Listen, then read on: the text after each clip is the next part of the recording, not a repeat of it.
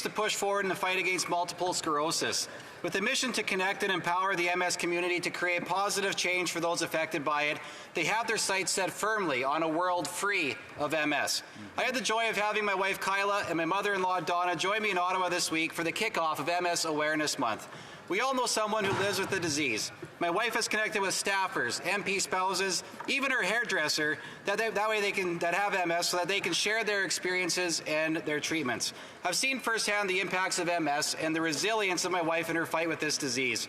Some days are better than others with MS, but her fight against it inspires me every single day.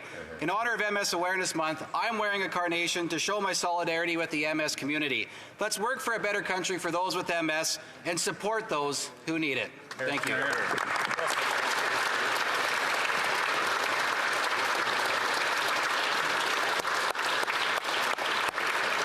The honourable member from Windsor-Tecumseh. Mr. Speaker, I am a proud Polish Canadian, and in this month I am proud to join over 1 million Polish Canadians in celebrating the first ever National Polish Heritage Month. For centuries, Polish Canadians arrived in waves to settle communities from Wilno to Winnipeg, to raise their families and to help build our Canada. They served as teachers, nurses, engineers, and electricians. They built businesses from aerospace to automotive, and they contributed to the vibrant cultural mosaic that is Canada by opening restaurants and cultural centres and churches.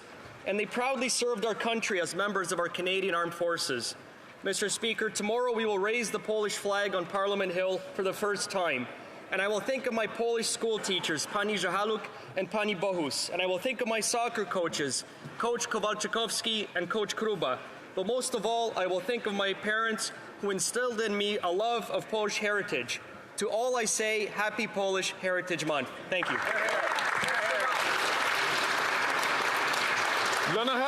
The honourable member for Thérèse de Blainville. Mr. Speaker, multiple sclerosis affects thousands of Quebecers and Canadians. The disease generally manifests itself in people between the ages of 20 and 49, people of career-building and family-building age. Fortunately, the number of drugs available to slow or halt its progression has increased considerably in recent years. But we can do more. Less than 10% of the funds for MS research go to prevention.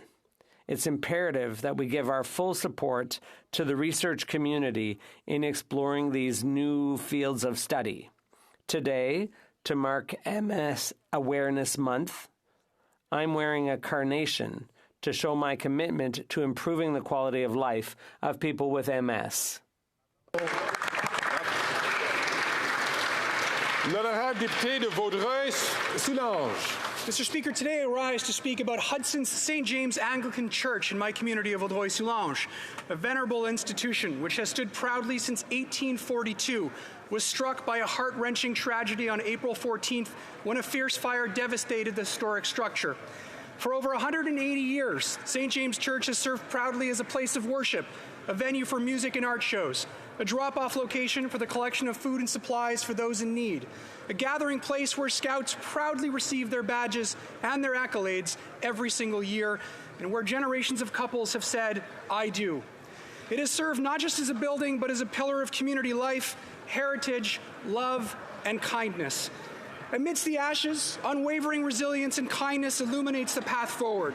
From the firefighters who fought valiantly to contain the fire, to Reverend Sophie Roland's steadfast determination to rebuild, to all those that have come forward since to pledge support, the collective community response serves as a powerful reminder that from the depths of despair, we will emerge stronger.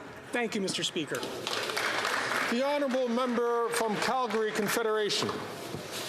Mr. Speaker, it is the 100th anniversary of the Royal Canadian Air Force. Today I think of Warrant Officer Lloyd Joseph Stock, who joined the Royal Canadian Air Force in 1940 during World War II at the age of 29.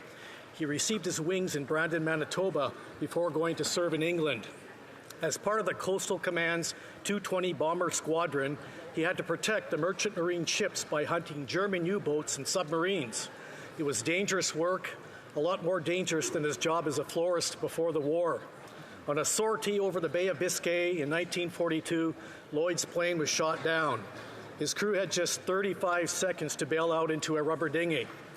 They survived 30 hours in the cold Atlantic before an Australian Sunderland float plane rescued him. In spite of his crash, Warrant Officer Lloyd Stock completed 22 sorties. Sadly, the rest of his crew did not survive the war. Lest we forget. L'honorable député de Notre-Dame-de-Grâce, Westmount. Mr. Speaker, May is Multiple Sclerosis Awareness Month, an opportunity to highlight the profound impacts MS has on all Canadians, and in particular on the 90,000 who live with the disease. Mais ce mois n'est pas seulement une question de sensibilité. But it's not just about awareness, it's also about ensuring access to care, promoting research, and promoting inclusion. Let's learn more about MS and ways to better support those affected in our community. Thousands of Canadians in wearing a carnation this month, a flower that has become the symbol of MS, of the MS community, and in hope of a future free of multiple sclerosis. Thank you. The honourable member from Vaughan Woodbridge.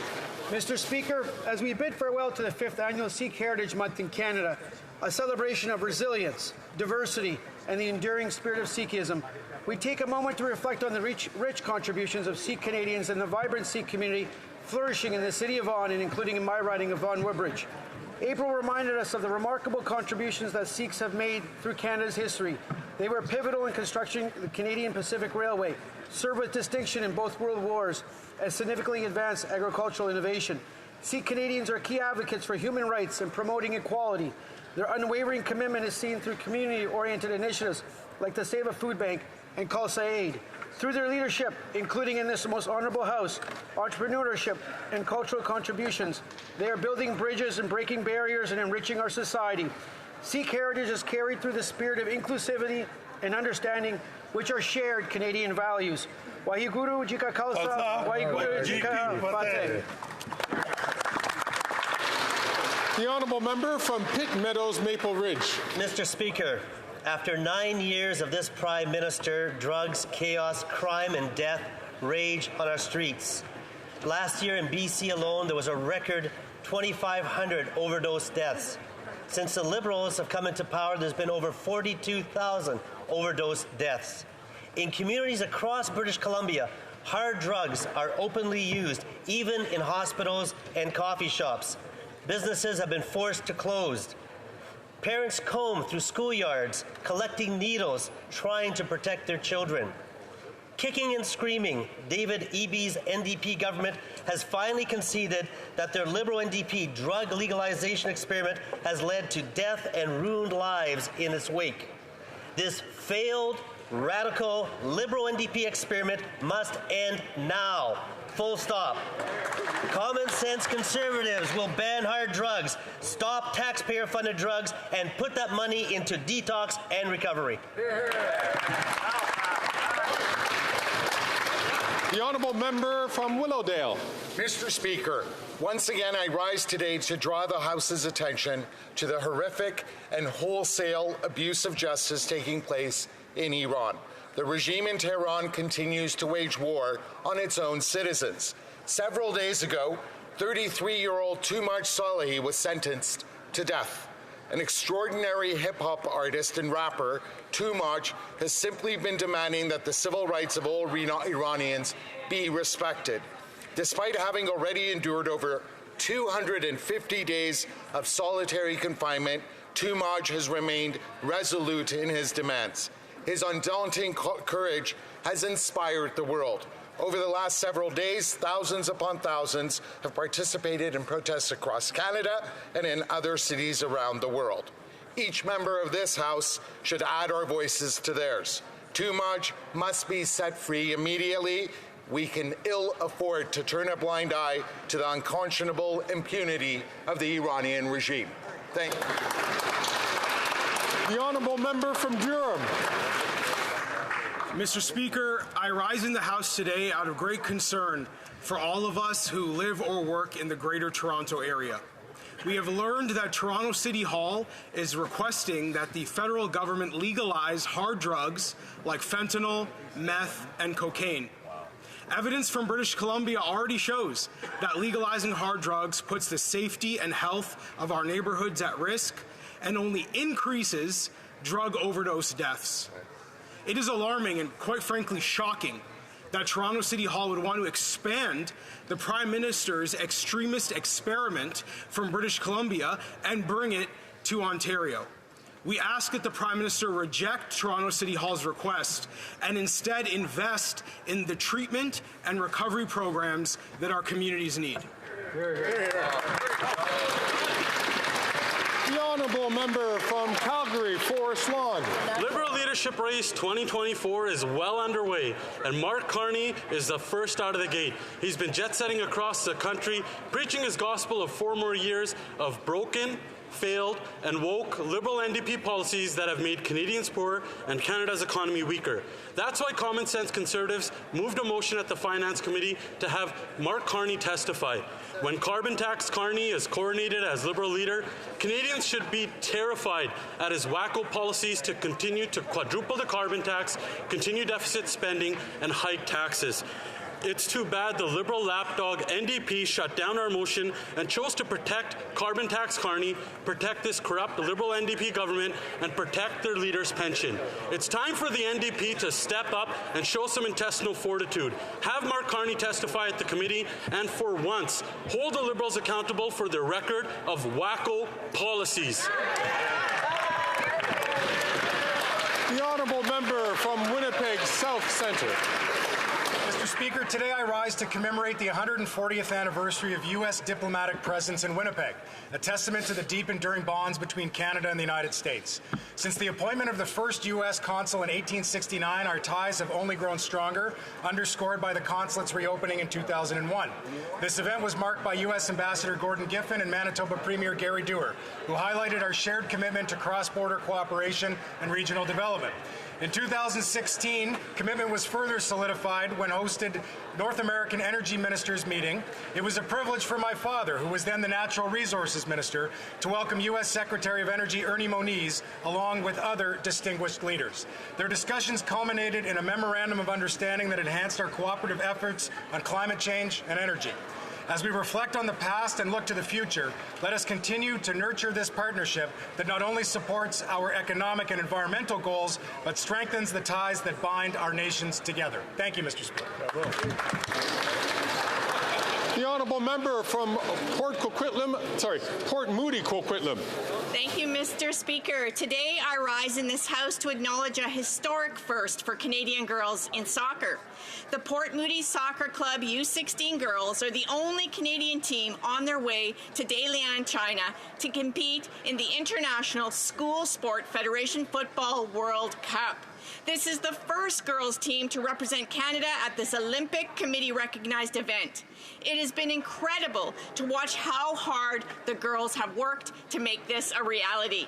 I encourage all Canadians to give their support to these young women as they represent Canada on the world stage. And it's not too late for partners to support the team to help ensure all girls, regardless of financial situation, can go. On behalf of myself, all my NDP colleagues, and the residents of Port Moody Coquitlam and Morin Belcara, we wish you luck. We're proud of you. Hear, hear.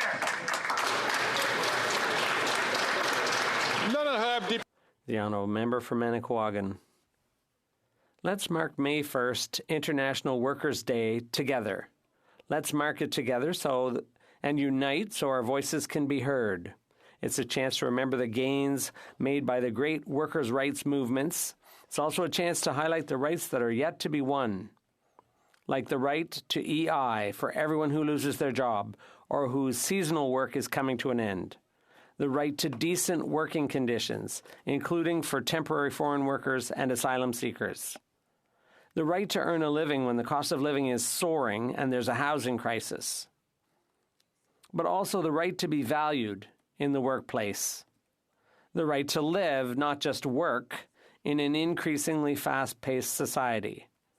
For those who can, join the Coalition's May Day March in Montreal. And I would encourage everyone to stand united in the fight for workers' rights. The honourable member from Thornhill. After 9 years of this this radical Liberal NDP coalition, crime and chaos are the new norm in our Canadian streets. In BC, the Liberals' dangerous hard drug legalization experiment has caused chaos in hospitals, playgrounds, parks, and public transit, which the radical BC NDP admitted last week. These Liberals ignored evidence when they granted BC's request, and overdose deaths skyrocketed by 400%. The City of Toronto is now asking the government to legalize cocaine, heroin, and fentanyl like they did in BC. That means kids in Toronto stepping over needles in playgrounds, more dangerous drugs, more people suffering instead of getting the help that they need. This extremist experiment has failed in BC, and these Liberals should rule it out for Toronto. The minister responsible is from Toronto. She could say no today, and she won't because her radical boss won't let her. Ban hard drugs. If they won't do it, Conservatives will. Care, compassion, law and order, common sense. It seems like we're the only party with any of that. That's right. Well said. The honourable member from Sault Ste. Marie. Thank you, Speaker. May is Multiple Sclerosis Awareness Month, and MS Canada will recognize this month through a variety of activities and events, including MS Day on the Hill. I would like to thank all those who go above and beyond in supporting and championing for the MS community. Doctors, various healthcare workers, researchers, family support networks, and the entire MS staff and volunteers. I would also like to acknowledge the impact that ordinary Canadians have had through the years through their generous donations. This year, there is an $8 million fundraising goal for the month of May, which will allow them to continue funding critical research and programming that enhances the quality of life for those impacted by MS. Recent breakthroughs in research also gives us hope and will also give confidence to those who are living with MS. We stand on the cusp of new discoveries. Thank you to all Canadians who rallied around the country to raise awareness and to support those living with MS, including my son, Riley.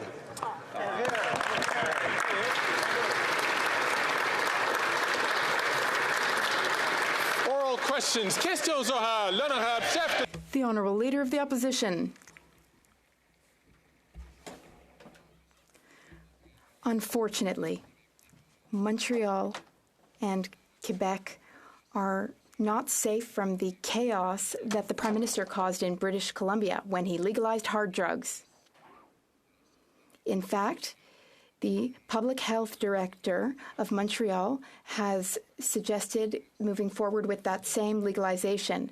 Will the Prime Minister reverse course on his radical position when it comes to legalizing drugs? Or will he impose the same chaos in Montreal that he already imposed in British Columbia? The Right Honourable Prime Minister. Mr. Speaker, let's take a moment here to reflect on what occurred yesterday.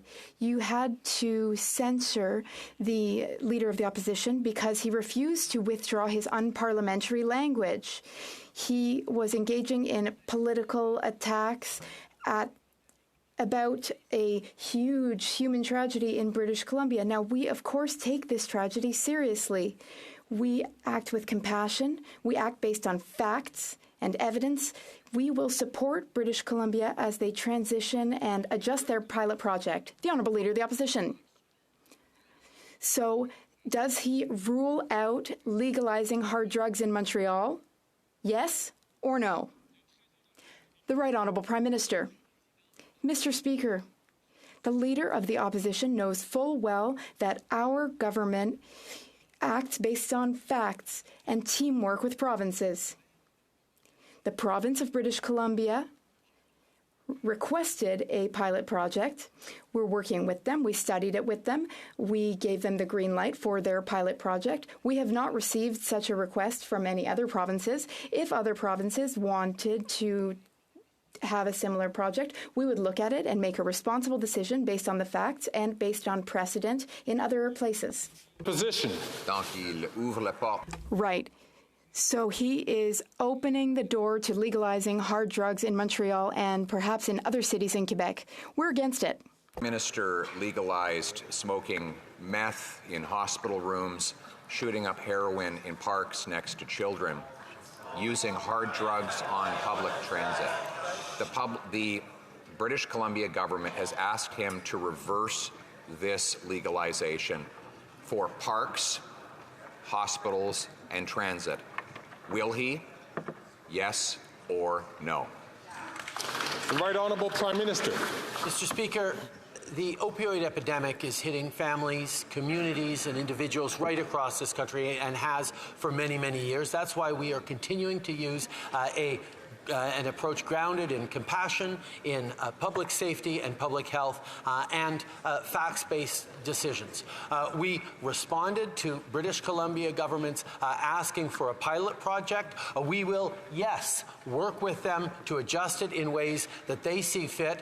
It's important to make sure that BC continues to do the things that it needs to do to keep people safe in its jurisdiction. The Honourable Leader of the Opposition. He still refuses to answer the question on whether or not he will reverse himself.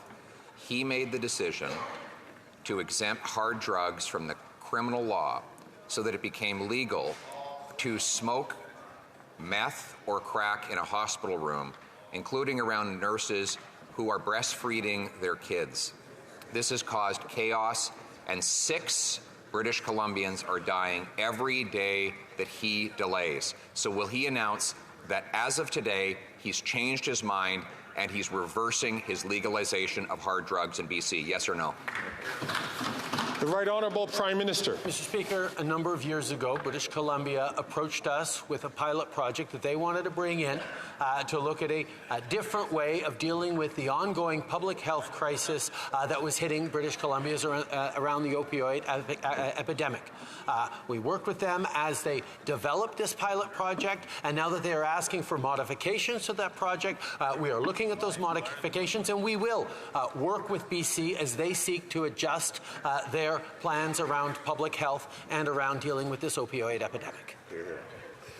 The Honourable Leader of the Opposition. Speaker, there is no time to waste. The BC government asked him to reverse his legalization of crack, heroin, and other hard drugs in public places on Friday. Every day, 6 British Columbians die of overdoses under this policy, and many more die as a result of drug-induced crimes. So there is no time for bureaucratic and political considerations. Will he announce now that his experiment with legalizing hard drugs in BC is over? Yes or no? The Right Honourable Prime Minister. Mr. Speaker, you will understand if I take it with a little skepticism when the Leader of the Opposition says this is not about politics, because he has been the one that has been pointing out vulnerable people and trying to pursue ideological aims on this ongoing public health crisis. We have consistently stepped up to work with provinces, with municipalities, with jurisdictions, indeed, including by moving forward with British Columbia as they wanted to try a pilot project that we are working with them to adjust in ways that make sense. We understand the urgency and we will act. The Honourable Member for Belleuil-Chambly. Mr. Speaker, I've felt reassured for a while because I was sleeping very poorly, but now things are better. Wait, the NDP, they're going to vote with the Liberals for this budget, but the Bloc, we will vote against it. Now I'd like to read you something, Mr. Speaker, said by Ms. Amira Al-Gawabi. She said, "We are determined to defend the values of religious freedom and equality in our Constitution that are at the very core of our democracy. This is why we challenge this discriminatory and unconstitutional law." Well, Mr. Speaker, On a dépassé le temps. the member used all his time. The Right Honourable Prime Minister. Mr. Speaker, as a government, we chose to build bridges and links throughout the country. We invested in infrastructure everywhere in the country. That's how we build bridges. But we also build bridges by committing very thoroughly to different communities across the country. We listen to all point of views, and we understand how important it is to defend fundamental freedoms, the freedoms of all Canadians, regardless of their origin, their faith, or their language. And we will continue to be here to stand up for the Constitution and the Charter of Rights and Freedoms. That is how we build bridges among Canadians. The Honourable Member for Belleuil-Chambly. Well, we're not talking about the same type of bridges. I am talking about the type of bridge that Miss El Gawabi is supposed to be building between communities. But as has been said, the privilege of one is the unfairness or injustice of another. Miss El Gawabi and her attitude, as well as the halal mortgages, this will make it such that different communities, Haitian communities, South African communities, they won't have the same privileges. So how do they explain this inequality in privileges? The Right Honourable Prime Minister. Mr. Speaker, in a pluralist and diverse society like Canada and like Quebec, it's important to talk to communities, to hear all of their concerns, and to meet their concerns and help them with them. That's how we have a free, open, and resilient society. We will continue to listen. We will continue to be here to listen to many communities, including the Muslim community in Quebec. They are very concerned about the provincial legislation. We will continue to listen to all Canadians everywhere in the country, and in doing so, we will build a stronger society. Burnaby South. Thousands of Canadians are boycotting Loblaws this month. They're taking action because the Prime Minister refuses to take on the corporate greed, which is driving up prices for Canadians. The Prime Minister has set up a grocery task force, which has done no tasks and has no force. Today, Loblaws reported their profits are up by nearly 10%. Liberal announcements aren't going to cut it. Why is this Prime Minister letting big grocery rip off Canadians?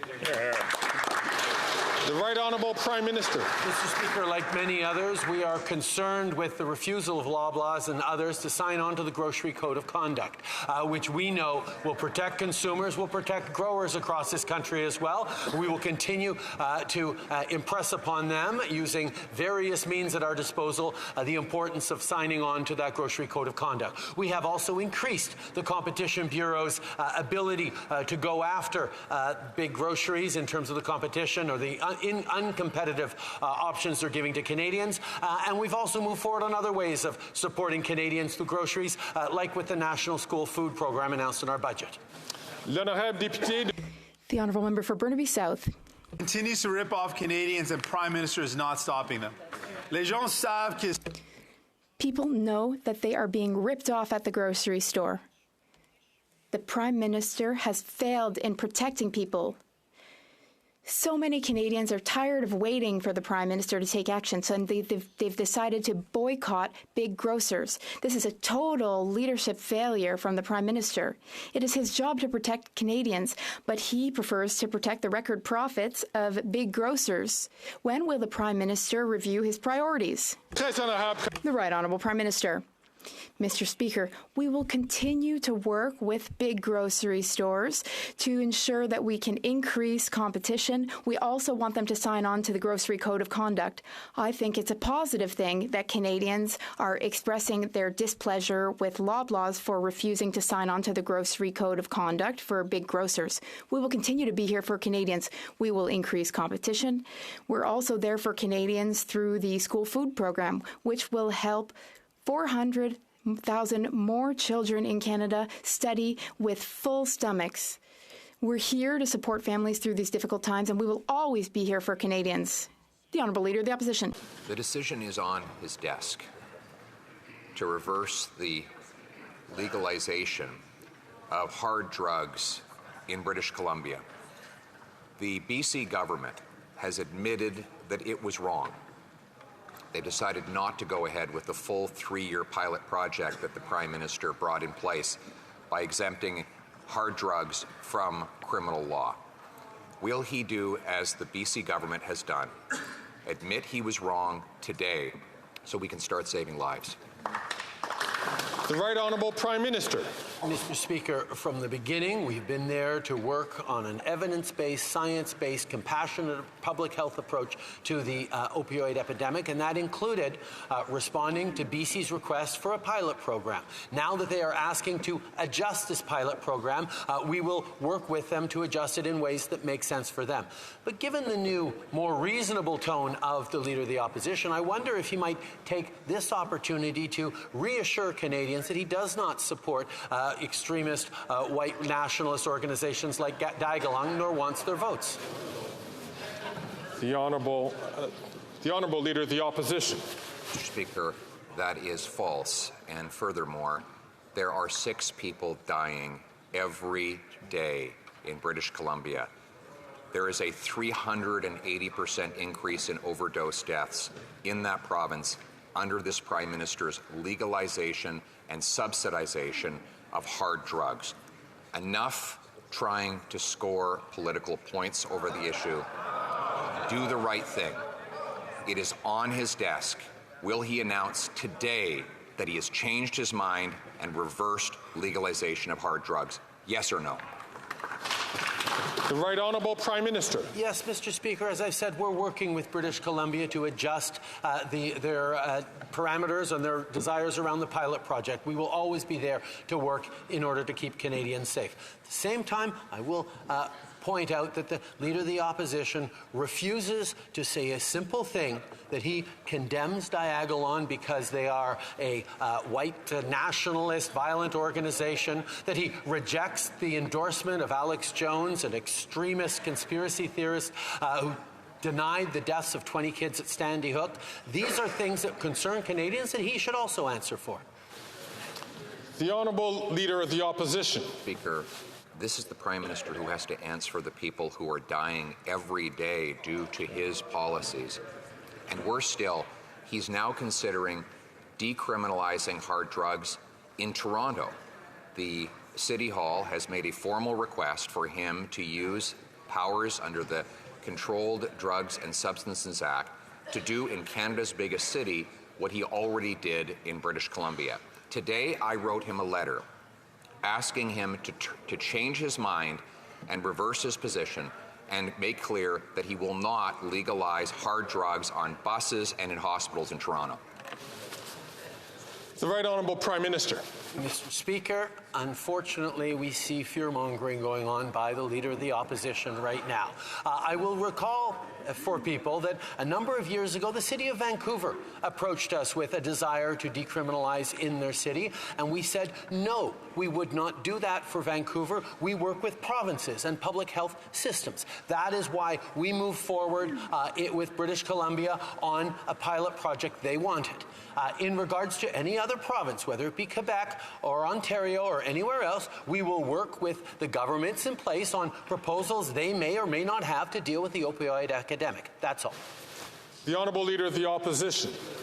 You still won't clearly answer the question, Mr. Speaker, which is doubly concerning because Toronto has been overtaken by crime and chaos since he brought in the catch and release policies under Bill C-75, C-5, and C-83. Violent crime is up 40%. We just heard the tragic story on Monday of a liquor store robber crashing into a family, tragically killing a grandparents and a precious child. The assailant was out on bail. Will he repeal catch and release?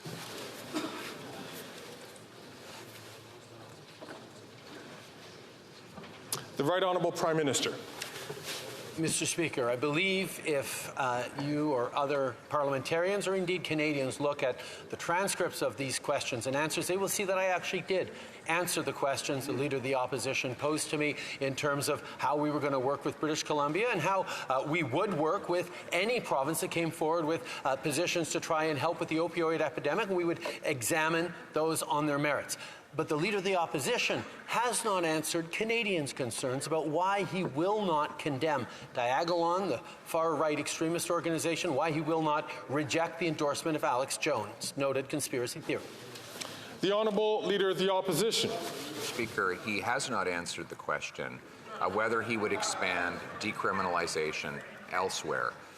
He's using vague references to jurisdictions, but it's his jurisdiction alone to grant exemptions under the Controlled Drug and Substances Act. So, will he admit that his real plan is to take the decriminalization of hard drugs that he imposed on British Columbia and do that in all the provinces and territories across the country? The Right Honourable Prime Minister. No, Mr. Speaker. I think for 8 years, for almost 9 years now, Canadians have seen that our approach on the opioid epidemic is grounded in public safety, in public health, in compassion, in funding frontline workers, and doing things that work to save lives and help people. And it is not to have some sort of secret plan, as he proposes. But if he wants to talk about secret plans, he would probably do well to actually clear the air for Canadians about his seeking for support amongst members of extremist right-wing organizations like Diagolon. The Honourable Leader of the Opposition. Mr. Speaker, that is again false, but the government is now suddenly and only partially changing its message on decriminalization. The Prime Minister's Minister of Addictions is out now saying she's waiting for more information from British Columbia on its request to recriminalize crack, heroin, meth, and other hard drugs in hospitals, transit, and parks. Mr. Speaker, there are 6 people dying every single day. What more information does he need? The Right Honourable Prime Minister. Mr. Speaker, there are dozens of people dying every day in provinces right across this country from the opioid epidemic. We could talk about the challenges faced in Alberta. We could talk about the challenges faced in Ontario. We could talk about the challenges faced right across the country. And different provinces and jurisdictions have different approaches. Some work better, some haven't worked as well. We will continue to be there in a thoughtful, compassionate, rigorous, science-based way to work with jurisdictions on directions that work best for them and adjust those proposals and those responses as necessary. That's what a responsible government does. The Honourable Member for Belleuil-Chambly. Mr. Speaker, the Prime Minister is challenging, through Ms. El-Gawabi, a law of the National Assembly of Quebec and to create a law for a minority within a minority, which did not even ask for a law. It's a religious law. Now, I respect the Muslim community at least as much as the Prime Minister does, but is he truly building bridges by creating privileges, or by creating divisions, rather? The Right Honourable Prime Minister. Mr. Speaker, as the Bloc Leader knows full well, we, as the federal government, when Bill 21 reaches the Supreme Court, we will participate because we are worried about the impact of Bill 21 on Quebecers. We will have our voices heard then. So yes, we do have opinions, and we will share those opinions regarding how to better protect the fundamental rights and freedoms of all Canadians. That said, we will always work toward offering everyone the same opportunity so that everyone can buy a house, so that everyone can have a better future, because these days young people are really struggling. The Honourable Member for Belleuil-Chambly. Mr. Speaker, Quebecers want our law. Quebecers' money is going to the Liberals' huge deficit, and it's going to go toward a court case to fight a bill that Quebecers want. Can he condemn what Ms. El-Gawabi has done and tell her to respect the right that Quebecers have to live in their state, a secular state? The Right Honourable Prime Minister. Canada is a democratic country. Quebec is a democratic province. As such, citizens can challenge legislation through their legal system. They can challenge legislation they disagree with. This is what many Quebecers are in fact currently trying to do because they disagree with Bill 21. That is their right as Quebecers to challenge legislation that they find unfair. That's what's occurring. It's fully legitimate. And these Quebecers challenging Bill 21 are not less Quebecois than other Quebecers. In Canada's biggest city, gun crime is up 66%. It's 100% nationwide. I just shared the tragic story of someone out on bail slamming his car into an innocent family. 2 wonderful grandparents dead. A beautiful baby dead. He was out on bail under the Prime Minister's catch and release C-75. How many more will have to die before he repeals catch and release and brings jail, not bail, for repeat offenders? The Right Honourable Prime Minister. Mr. Speaker, I will highlight that we worked with provinces, including many provincial Conservative leaders across this country, to bring in bail reform. We'll continue to work on things that are keeping Canadians safe. At the same time, the leader opposite talked about gun crime. Well, we move forward with some of the strongest measures on gun control that this country has ever seen. A freeze on the purchase of handguns, a total ban on assault-style weapons that has been in place for 4 years. These are the kinds of things that the Conservative Party and its leader have consistently stood against, even as we move to make our communities even safer.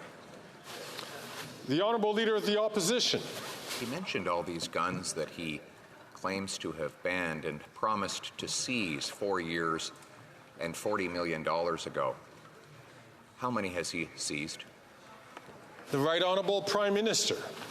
Mr. Speaker, there are thousands of different types of assault-style weapons that for the past 4 years have been rendered illegal to sell, illegal to buy, and illegal to use, including at a gun range. Mr. Speaker, we are now working on a program to allow those owners to sell them back to the government for them to be destroyed and get money so they can go buy other guns or other products if they want to that will be legal.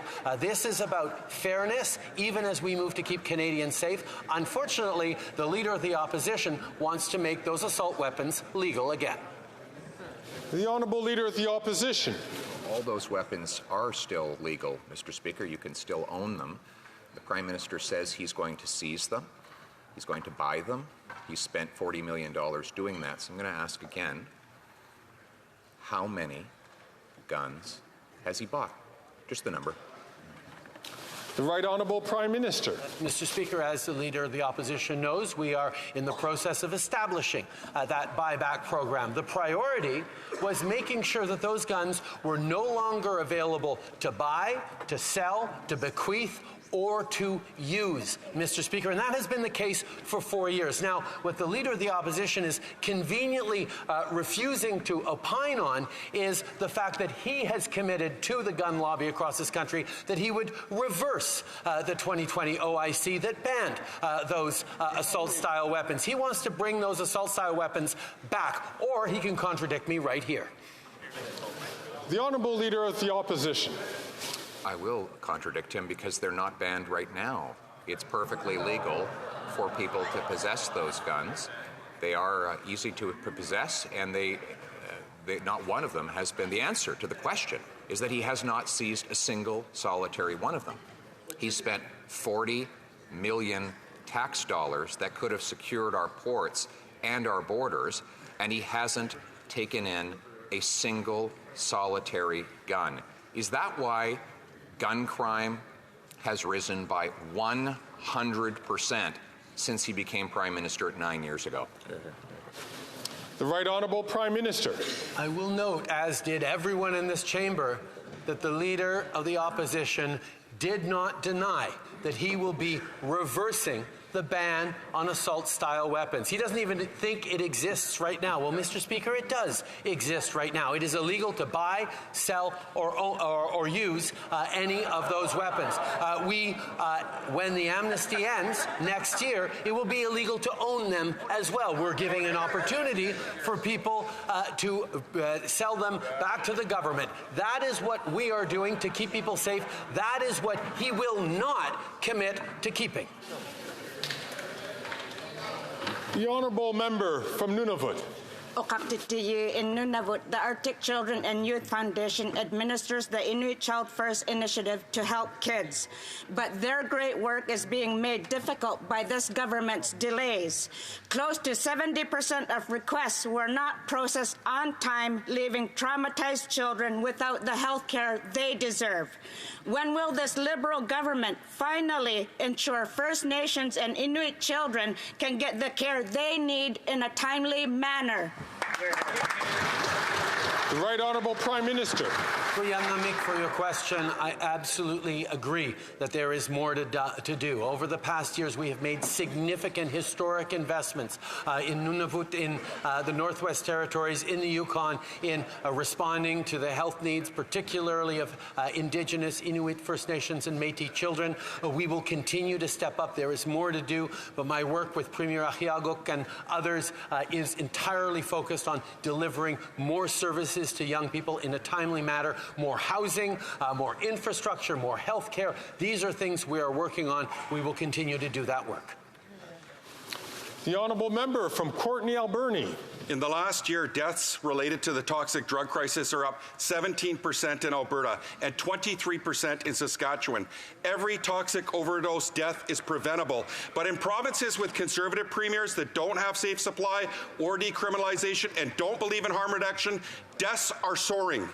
Alberta is on a trajectory to have the most toxic drug deaths per capita in Canada by June. Treatment, recovery, and harm reduction go hand in hand. Will the Liberals finally make sure all Canadians whose lives could be saved have access to these life-saving supports?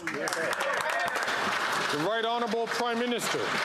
Thank the member for Port Alberni for bringing up those stats that show that there are real challenges around the opioid and toxic drug supply epidemic right across the country. Every step of the way, this government will continue to be anchored in a compassionate, evidence-based approach that looks at it as a public health crisis. We will work with provincial governments across all jurisdictions to move forward on measures that support and save lives. That is our commitment to Canadians. That we will continue to do.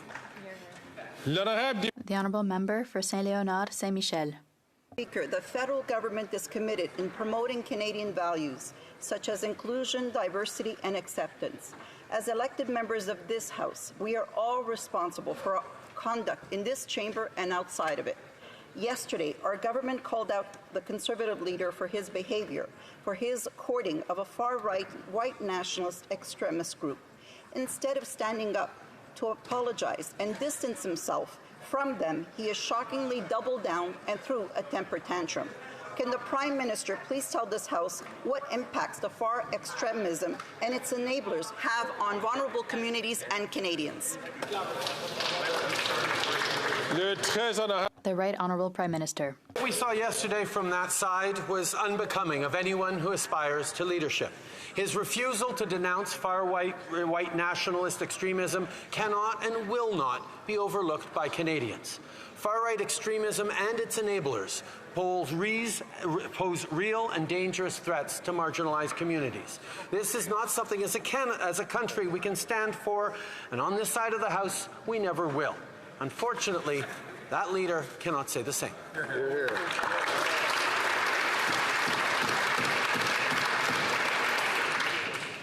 I'll get back to this at the end of the House, end of this question period, but I encourage all members to continue, aside perhaps from the last question, to continue in the positive vein, which I think Canadians have noticed that members have been taking today. The Honourable Member, the Honourable Leader of the Opposition.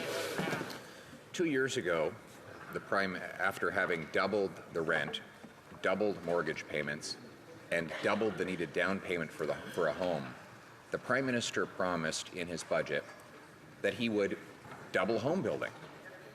Here we are, 2 years later, and home building is down 8%. His housing agency says it will be down next year and the year after that. If it cost him $89 billion in programs to bring home building down, how much would he have to spend to bring it up? The Right Honourable Prime Minister. Mr. Speaker, housing plan is focused on fairness for every generation. We, over the coming years, will be unlocking 3.8 million new homes by cutting red tape, by rezoning, by lowering the costs of home building, by using public lands and vacant office buildings to build affordable housing for Canadians. We will be reviving the dream of home ownership for young Canadians by making it easier to save up for a tax-free down payment and giving renters credit for their monthly rent payments towards the ability to get a mortgage. We've put forward the most comprehensive, ambitious housing plan this country has ever seen. The Honourable Leader of the Opposition. The only thing it doesn't do is build homes. Since he made the most recent promise in 2022 to double housing construction, the number of builds is actually down and expected to continue to drop next year and the year after that, according to his own housing agency. Yet, he says we should all be assured because once again, he's spending tens of billions of dollars on the problem that he created. So can you tell us, in what year will home building actually rise? Which year? The Right Honourable Prime Minister. Mr. Speaker, we know well that the federal government has an important role to play in ensuring housing starts across the country and ensuring the opportunities for Canadians to buy their first home, to move forward up the equity ladder. These are things that we know we have a role to play in. But we are not alone in that, Mr. Speaker, which is why we are challenging and encouraging municipalities and provinces to also step up with ambition in our national housing home building plan. This is why we're putting incentives on the table. We're putting investments in the pockets of municipalities, including with our Accelerator Fund. There is more to do, but we will be doing it in partnership. The Honourable Leader of the Opposition. That's what he's been saying for 9 years. And the result has been double the rent, double the mortgage payment, double the down payment. And just this week, a survey showed that 72% of Canadians who don't own a home believe they never will. Canada was not like this before this Prime Minister, and surely it won't be like this after he's gone. The Prime Minister a comment on what it's like to be the only Prime Minister in history to deprive an entire generation of home ownership. The Right Honourable Prime Minister. Mr. Speaker, the government that was in place before I became Prime Minister had a housing minister who is now the Leader of the Opposition in a government that explicitly said that the federal government had no role to play and no responsibility towards building affordable housing across this country. So for 10 years, there was very little, there was almost no federal involvement in building homes across this country. We turned that around starting in 2017, and we will continue to invest to create opportunities, to create fairness for millennials and Gen Z so that they can buy. The Honourable Leader of the Opposition. Well, he did turn it around, Mr. Speaker. 9 years is obviously too long for him because he's starting to attribute to the previous government words he said himself. Yeah. He was the one who said the federal government is not responsible for home housing construction or affordability. That is after he doubled the cost.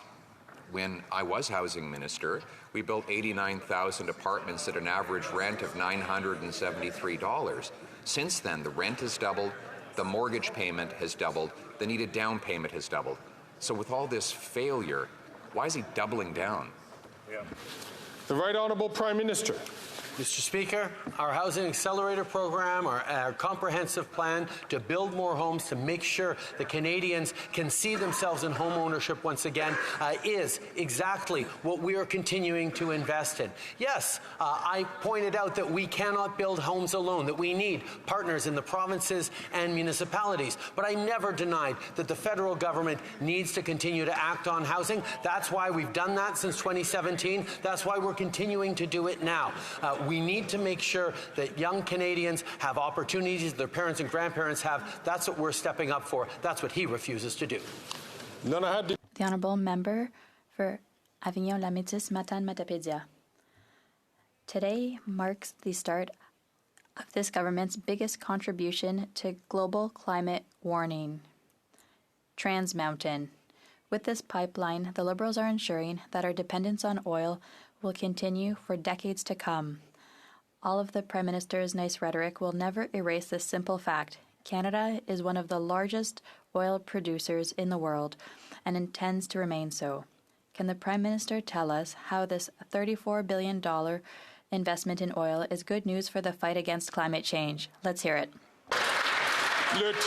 The Right Honourable Prime Minister. Mr. Speaker, this project is in the national interest. It will create more jobs, it will increase Canada's GDP, and it is fully taken into account in Canada's climate plan. But when we talk about what is coming into force today, I thought my honourable colleague was going to talk about the dental care plan. Starting today, thousands and thousands of seniors will have access to dental care. 1.8 million seniors have signed up, and starting at 1 p.m. this afternoon, there were already 1,200 seniors who'd had appointments, who'd received dental care free of charge. We will continue to deliver for seniors. The member for Avignon-Lamitis-Matane-Matapédia. None of the Liberals' climate change measures will be able to offset Trans Mountain's impact on the climate. All this government's environmentalist claims will never be as eloquent as its big pipeline filled with tar sands oil. All the carbon taxes, the heat pumps, the planting of billions of trees are simply unable to make up for this $34 billion investment in fossil fuels. And don't worry, the Conservatives will preserve their beautiful pipeline. My question to the Prime Minister, is the opening of Trans Mountain good news for the planet? The Right Honourable Prime Minister. Mr. Speaker, for Canada to continue to invest in the energy transition, for us to continue to invest in solutions and help for Canadians, we need to have good prices for our resources currently. But as everybody knows very clearly, we have a plan to reduce greenhouse gas emissions. We have plans to create tomorrow's economy. But today, we will continue to do what is necessary to be able to invest and create those green technologies, that renewable energy, and that future that our children and our grandchildren in Quebec and throughout the country are counting on. The Honourable Leader of the Opposition. Le Premier ministre a déjà... The Prime Minister has already doubled the national debt, adding more to our debt than all previous Prime Ministers in our history combined, with the Bloc support, which has voted for $500 billion in budget allocations. The Leader of the Bloc has never voted against a single one. Today we learn that the Prime Minister will continue increasing our debt by $300 billion. This will increase interest rates on mortgages by how much? The Right Honourable Prime Minister. Mr. Speaker, we know very well that the plan from the opposition leader is austerity and cuts in services that Canadians need. But on this side of the House, we recognize that Canada is in one of the best fiscal positions in the G7 and the entire world. We have the lowest deficit in the G7. We have the best debt to GDP ratio. And we have the third largest AAA credit rating economy in the world. We are there to invest responsibly because a confident country invests in its people and in its future. The Leader of the Opposition. Mr. Speaker, the Prime Minister's decision with the support of the Bloc to double the national debt means that we are paying $54.1 billion on interest alone on the debt. That is more than we spend on health care. It's the total of GST. So every time Canadians buy something, the GST simply pays rich bankers. Why is he wasting our money on rich bankers instead of on services to Canadians? The Right Honourable Prime Minister. On the contrary, Mr. Speaker, the waste that the Conservatives accuse us of is wasting our money on child care centres, on more child care spaces. They accuse us of wasting money on dental care. They accuse us of wasting money on investments in Northvolt, Volkswagen, Stellantis, and Honda to ensure there are careers for generations to come in a greener economy. They accuse us of wasting money by investing in seniors to protect their old age security. They accuse us of wasting because they just want austerity and cuts. But, Mr. Speaker, we will continue to invest responsibly in Canadians. The Honourable Leader of the Opposition. Mr. Speaker, families are already living in austerity. The government is living in abundance. People are poor. The government is rich. The more the government spends, the more things are expensive. For example, interest rates are high, and spending and loans from the government are making things go higher. The Department of Finance's public servants, have they told the Prime Minister how much this will increase interest rates on families' mortgages by borrowing another $300 billion? The Right Honourable Prime Minister. Mr. Speaker, we know very well that Canadians are facing an affordability crisis. That is why we are there with solutions for them. We've reduced the cost of daycare by half throughout the country. Aside from Quebec, where we've invested in more childcare spaces, we're there to invest in dental care for the most vulnerable seniors, for youth as well last year. We're there to invest in our students, in jobs for the future. We are there to invest in Canadians. The Leader of the Opposition is proposing cuts and austerity in his ideological approach, and it is misled. The Honourable Member for Dorval-Lachine-LaSalle. Mr. Speaker, since 2015, our government has been committed to promoting shared Canadian values, diversity, respect, and equality among all Canadians. We all learned last week that the Leader of the Opposition visited an encampment. I'm just going to interrupt the Honourable Member. I hope she will have a question that relates to the government administration. She has 15 seconds left, but I hope she will get to the heart of the matter.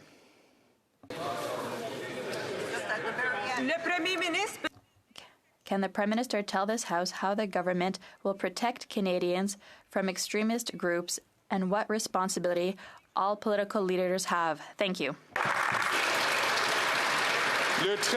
The Right Honourable Prime Minister. All governments are responsible for protecting the well-being of all Canadians, including Canadians in minority situations, groups who are mistreated, or groups who are typically ignored by the majority. We are there to invest and to protect those people. When someone who puts himself forward to be the next Prime Minister of Canada continues to court extremist groups, white nationalist groups, he should at least explain himself to Canadians. Why is he courting those people or condemn them? The Leader of the Opposition. The Honourable Leader of the Opposition. The Prime Minister is not worth the cost of debt interest. He doubled our national debt, adding more debt than all previous Prime Ministers combined. And now we learn in his new budget bill that he's going to seek another $300 billion of debt, money that he will borrow out of the economy. That's equal to over 10% of our GDP, which will surely put upward pressure on interest rates. How much will all this government binge borrowing add to the mortgage payment of the average family? Hear, hear. The Right Honourable Prime Minister. Mr. Speaker, allow me once again to set the facts straight. Canada has one of the strongest fiscal positions of any country in the world. Certainly the lowest deficit in the G7, the best debt to GDP ratio in the G7, and it's continuing to decrease. And we are the third largest economy in the world with a AAA credit rating, the top credit rating by the agencies that look at fiscal sustainability of governments. All that is on the backdrop of further investments. We're making generational investments to support Canadians. Contrast with the ideology of the Conservatives, which is to leave Canadians to fend for themselves, cuts and austerity.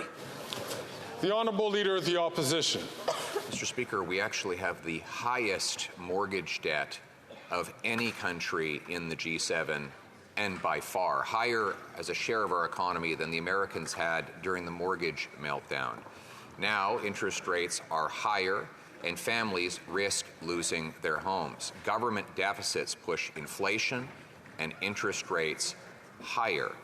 That makes the problem worse. So once again, how much will $300 billion of yet more debt add in mortgage payments for the average Canadian family? How much? The Right Honourable Prime Minister. Mr. Speaker, the Leader of the Opposition is mixing different factors that are facing Canadians. Mortgages are high for Canadian families, and therefore the Canadian government is choosing to invest in measures that are going to support Canadian families. I talked to a family from Burlington who actually saw their mortgage mortgage payments go up because of the rise in global interest rates, while at the same time as their child care fees were cut by larger amounts because of investments this government made. We're going to continue to be there for Canadians while the Conservative leader wants cuts.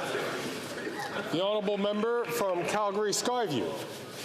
Mr. Speaker, the government has a responsibility. Oops. Okay.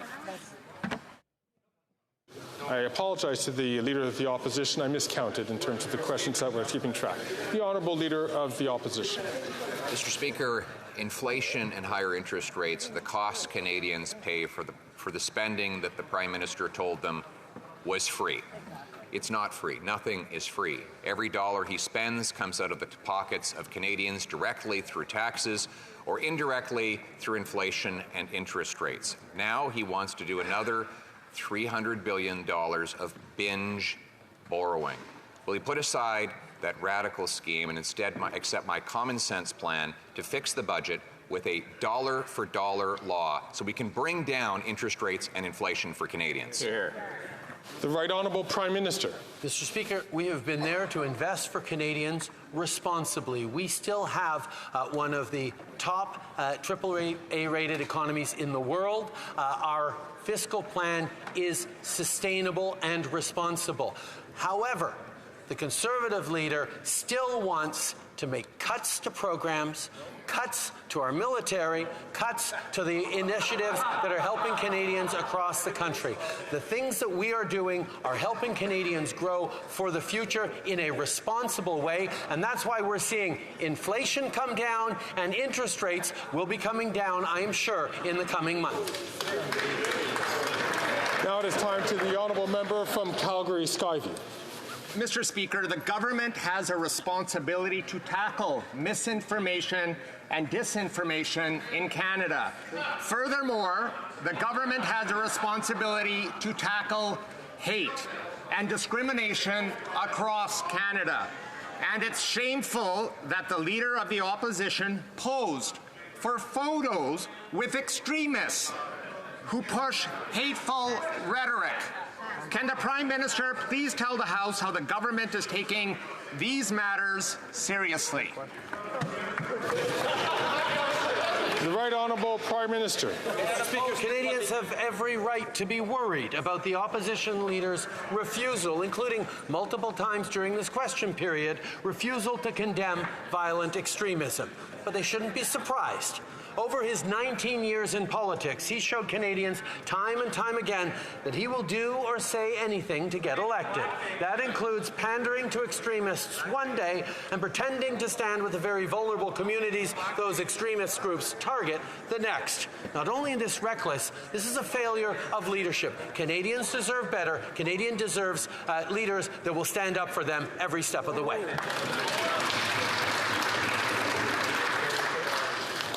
The Honourable Member from Port Moody, Coquitlam.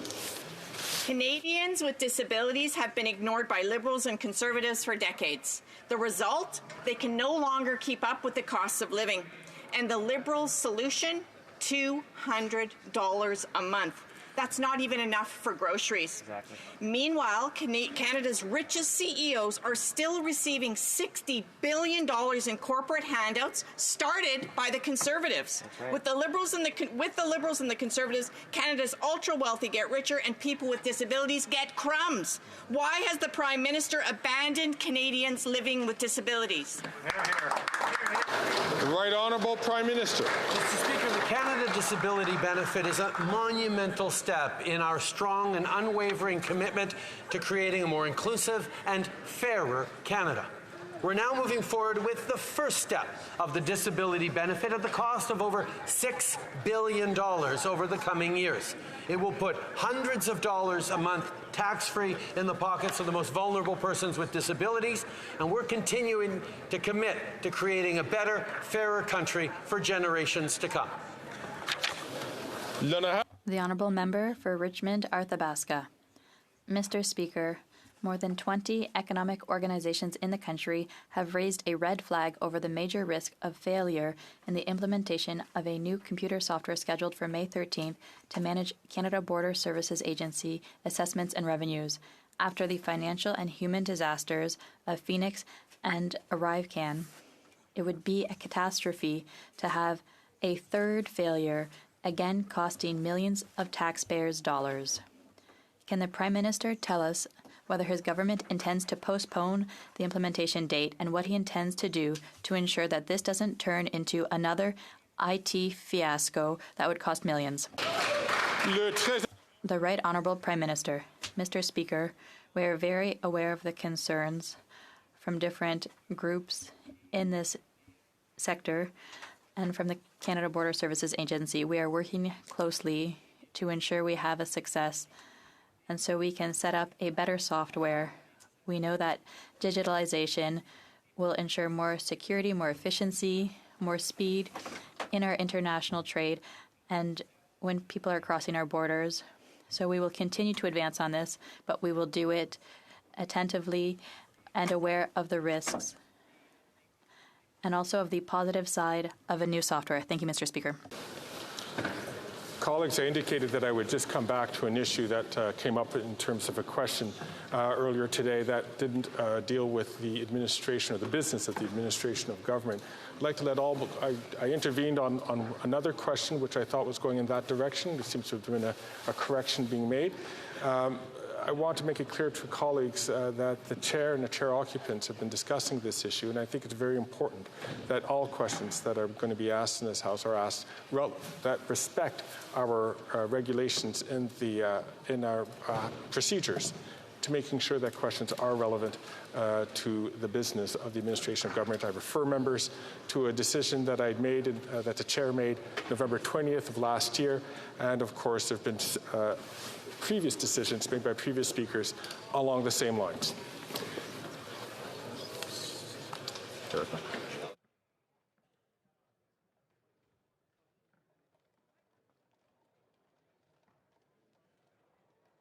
It being comme il est 15h21. It being 3:21 p.m., the House will now proceed to the taking of the deferred recorded division on the motion to concur in the 9th report of the Standing Committee on Canadian Heritage concerning the extension of time to consider Bill C-316, an act to amend the Department of Canadian Heritage Act Court Challenges Program. Convoquez les députés. Call in the members.